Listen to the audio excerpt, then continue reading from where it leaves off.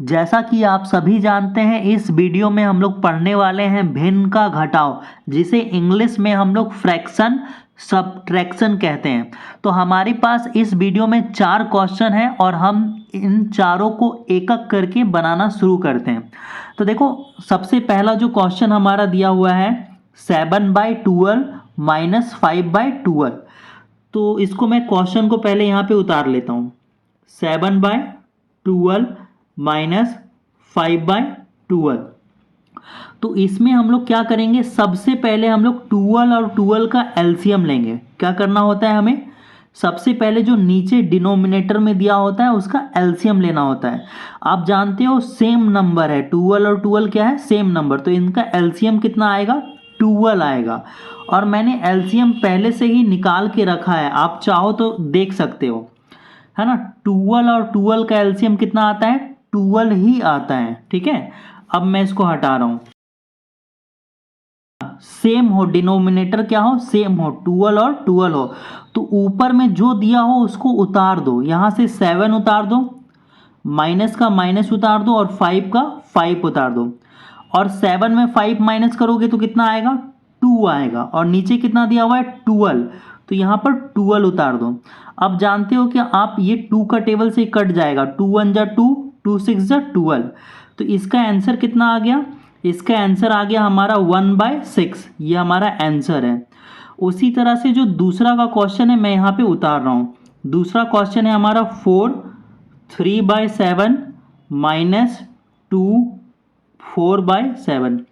देखो, इसमें क्या करना है होता है, हमें मल्टीप्लाई करना होता है, गुना करना होता है। इस 7 को 4 से मल्टीप्लाई करेंगे तो 7 4 जा कितना होगा, 28। और 28 में 3 को हमें प्लस करना है, जोड़ना है। तो 28 में 3 प्लस करेंगे तो आएगा 31। और जो 7 यहाँ पर दिया हुआ है, इस 7 को आप उतार दीजिए। ठीक है, हमने क्या किया, हमने 7 का टेबल 4 बार पढ़ा। 7 और 4 को मल्टीप्लाई करेंगे, 7 4 जा 28 और 28 में इस 3 को जोड़ देंगे। उसी तरह से हम लोग यहाँ पर क्या करेंगे, है ना, 7 और 2 को मल्टीप्लाई करेंगे, गुना करेंगे और ऊपर वाले को जोड़ देंगे। तो चलो करो, 7 2 जा होता है 14 और 14 में 4 जोड़ोगे तो हो जाएगा 18 और नीचे कितना है 7, तो यहाँ पर 7 रहने दो। आप जानते हो कि 7 और 7 का एलसीएम लोगे तो कितना आएगा, 7 ही आएगा। और ऊपर में जो दिया हुआ है उतार दो। ऊपर में क्या है, 31 माइनस 18, जो ऊपर में दिया हुआ है उसको उतार दीजिए। अब माइनस कर दो। देखो, 31 में 18 माइनस करोगे तो कितना आएगा, आपका आएगा ये माइनस करके, है ना, 13/7। ठीक है, जब आप, है ना, ये इसको कैरी देगा 11, 11 में 8 माइनस करोगे 3, तो हाँ ठीक है, 2 में 1 माइनस करोगे, यही आएगा। अब आप देखोगे कि यहाँ पे डिनोमिनेटर यानी कि जो हर है वो क्या है, छोटा है ना। 7 क्या है, छोटा, किससे छोटा है, 13 से छोटा है। ठीक है, तो जब भी डिनोमिनेटर यानी कि हर क्या हो जाए, छोटा, तो हम लोग इसको डिवाइड करके आंसर लिखते हैं।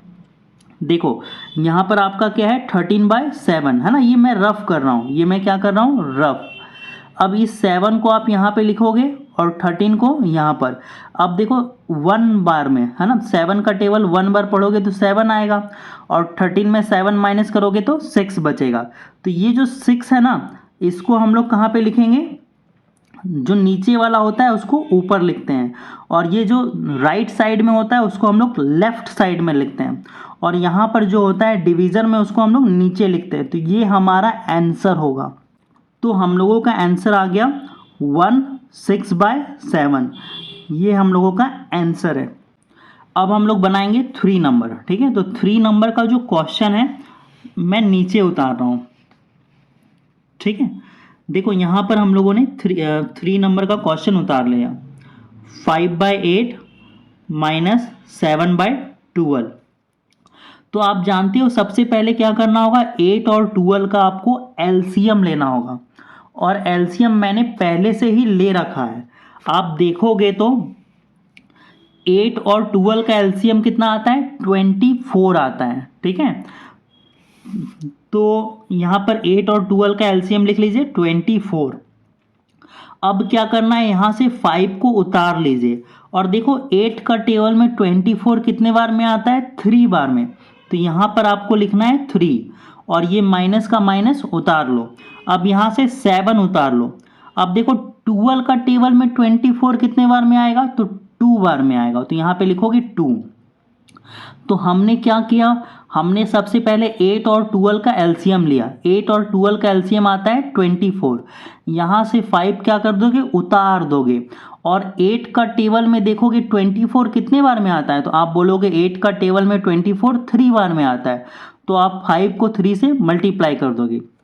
यहाँ पे मैंने 7 को उतार दिया और 12 का टेबल में 24 आता है 2 बार में, तो 7 को 2 से मल्टीप्लाई करना है। अब देखो 5 3 कितना होता है, 5 3 होता है 15, माइनस का माइनस रहने दो, 7 2 हो गया 14 और नीचे कितना है 24, तो यहाँ पे रहने दो 24।